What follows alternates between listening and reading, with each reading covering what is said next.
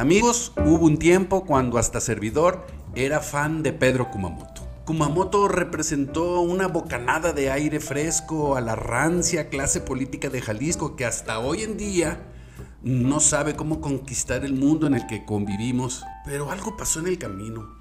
Kumamoto cambió de ruta. Muchos ya lo mirábamos buscando la presidencia municipal de Zapopan. Pero él se fue a buscar una senaduría. ¿Qué pasó en el camino?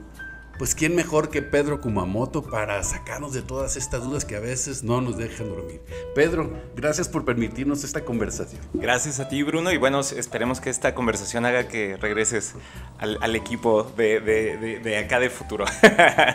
Pedro, la primera pregunta es, ya visto a la distancia, ¿cuál es la evaluación que tienes, la experiencia que te dejó haber sido diputado por la vía independiente en Jalisco? Creo que fue un momento en donde llegamos en condiciones muy dispares al respecto de cómo se hacía el trabajo en el Congreso, es decir, llegamos sin experiencia legislativa en términos del día a día, si bien es cierto había estado estudiando y estuvimos haciendo los análisis de cómo se hacía el trabajo en el Congreso, y bueno, finalmente creo que también veníamos en ventaja en otros aspectos, es decir, la legitimidad, el apoyo, sobre todo el aprecio de las personas.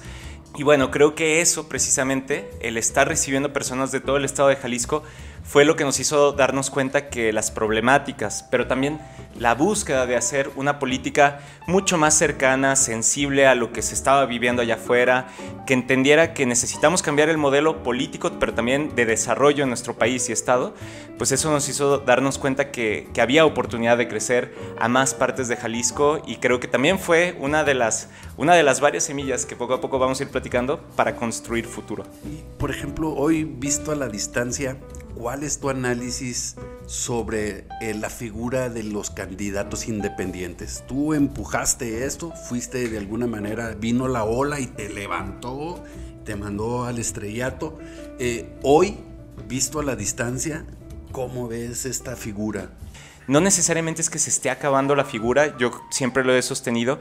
Creo que las candidaturas independientes sirven para, por ejemplo, representar en un territorio un proyecto de gobierno y, en casos legislativos, impulsar una agenda. Es decir, poder visibilizar el activismo, las búsquedas, las luchas de ciertos colectivos de la sociedad.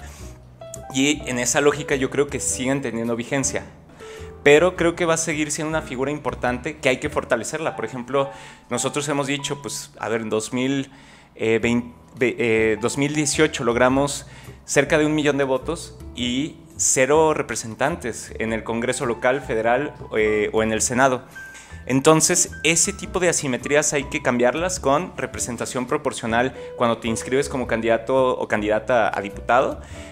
2, creemos que tenemos que hacer como una suerte de especialistas y auxiliares que el INE ponga para todas las candidaturas independientes, porque no todo es lana. A veces también tiene que ver con aprender a fiscalizar, es muy complicado, aprender a saber qué se vale y no se vale en la parte de, no sé, comprar o subir al sistema del INE qué estás haciendo de actividades, pues te puede costar incluso la misma victoria. Y por último, yo diría, sí, los recursos, los tiempos, a lo mejor bajar ciertos márgenes de firmas, pero sobre todo yo creo que estos 2 elementos que menciono van a ayudar a fortalecer una figura que es muy importante para la democracia en el país. Sin embargo, tú empujaste la figura de las candidaturas independientes y luego hiciste un partido, el Partido Futuro.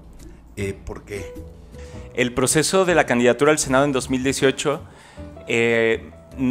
me hizo darme cuenta que existían muchas personas dispuestas a hacer política, que buscaban tejer alianzas regionales para poder cambiar la realidad en el estado y en el país. 2, pues recibir 762,000 muestras de apoyo a través del voto te hace darte cuenta que allá afuera hay personas que queremos que cambien las cosas de a de veras, y eso significa también pues voltear a ver las desventajas y las ventajas en las que se encontraban las candidaturas independientes. Y por último, yo creo que lo más importante es que nunca se ha tratado de mí, el proceso y el proyecto. Lo importante es servir. Y en ese sentido, vimos que la mejor manera para ser fiel o ser leales ante esto, incluso cabalgando lo que podría parecer una contradicción, era construir un partido político que ahora se llama Futuro, y que bueno, se debe a los más de 125,000 votos que recibimos en la última elección, a más de 18,000 personas que se afiliaron y dijeron vamos a hacerlo, a las cerca de 86 asambleas municipales que en cada una sudamos para poderlo lograr, como ahorita estamos en el área metropolitana, pero de nervios. Un poquito retrocediendo para no dejar de preguntar, ¿por qué no buscaste Zapopan después de que fuiste diputado? Si aquí estaba todo tu capital político, eras el hombre más conocido de la clase política en Zapopan, pero no buscaste la alcaldía, ¿por qué? Yo creo que hay varios elementos. En principio, mi experiencia había resultado legislativa y creí que era importante llevar las propuestas que había recogido de todo Jalisco, porque finalmente me eligió el Distrito 10, pero cuando ya pasas a ser parte del Congreso eres diputado de todo el estado, y eso permitía que pudiera conocer cuál era el estado de la situación. Entonces creo que eso nos hizo darnos cuenta que necesitábamos una representación que no solamente obedeciera, insisto, a los que se sienten dueños de la política en Jalisco, sino que pudiera llegar a la máxima tribuna en términos estatales y legislativos que existe en el país, que es el Senado, con estas emergencias que cada quien tenía. Segundo, por un tema muy claro que tiene que ver con esa semilla que empezamos a sembrar durante ese tiempo, nos permitió darnos cuenta, insisto, de la necesidad de construir una alternativa política a estos dos bloques que dicen que son distintos, pero son a veces calca uno del otro. Es decir, a los que dicen que van a transformar y a los que dicen que van a rehacer al Estado, ¿no? Y creo, o a refundar. Entonces, creo que nosotros lo que decíamos era, vamos a construir esta tercera real vía que podíamos generar. Nada más para acotar el tema, ¿no sientes que te ganó un poquito la ambición para irte a la senaduría? Ojo, no ambición de dinero, sino una ambición de poder, de crecimiento, o lo que sea. ¿No crees que fue la ambición lo que te ganó un poco?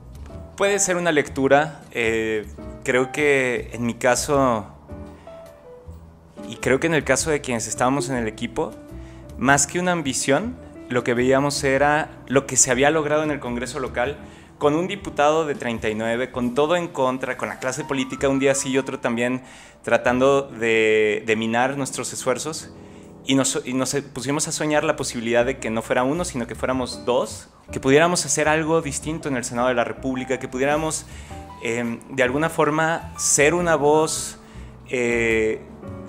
pues por así decirlo, sensata frente a estos dos bloques que veíamos que venían con todo hacia la polarización del país, y que digo, pasado el tiempo podemos ver que eso fue cierto.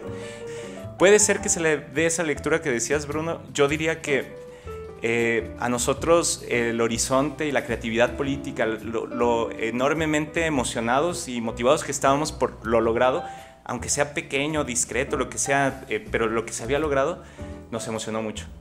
Ya ves los más disparatados, ahí dicen que tenías un acuerdo con Pablo Lemus en ese momento, en algún momento, para no meterte a competir Zapopan, y por eso te fuiste a buscar la senaduría. ¿Qué opinas de ese tipo de corrientes de opinión? No hay un acuerdo con Pablo, ni con su equipo de trabajo, ni con nadie de ese grupo. Yo creo que más bien a veces se ven beneficiados de aventar esas como versiones a posteriori, pero si hubiéramos ganado, esa versión no hubiera existido, ¿no? Creo que muchas veces se correlaciona con cómo los actores, o sus amigos, o sus allegados, quieren parecer que tienen control de todo, cuando en realidad en la política uno muchas veces tiene control de una parte, pero la otra, y que yo también concuerdo, muchas veces tiene que ver con coyunturas, con olas, con movimientos, con digamos, procesos sociales que poco tienen que ver con la voluntad del político o la política, y tienen que ver más con la adaptación que se tiene. Pedro, ¿cómo te sientes con Futuro ahorita? Es tu chamaco, ahí lo tienes. ¿Cómo te sientes con él? Yo creo que más que mi chamaco es mi esperanza. Es un proyecto colectivo en el que nos damos cuenta seguido, y lo digo en colectivo porque no es el proyecto de uno, sino de muchas personas, lo complicado que es desaprender la política que se trae cada quien, lo complejo que es hacer política en medio de una crisis de violencia, en una crisis climática, incluso en una crisis económica. Y bueno, con todo eso, ilusionado, emocionadísimo, dándome cuenta que todos los días logramos que más jóvenes y personas, yo diría ya de edad avanzada, pues se están activando desde Santa Margarita, chambeando en cada uno de los barrios digamos, y colonias de la ciudad. Poco a poco vamos avanzando para ello, con el objetivo de justo venir a construir soluciones concretas a los problemas más importantes de la vida. Y electoralmente, rumbo al 2024, ¿qué papel intentarán o buscarán jugar en lo que viene? Bueno, es importante que Futuro llegue y se amplíe a los distintos municipios del estado.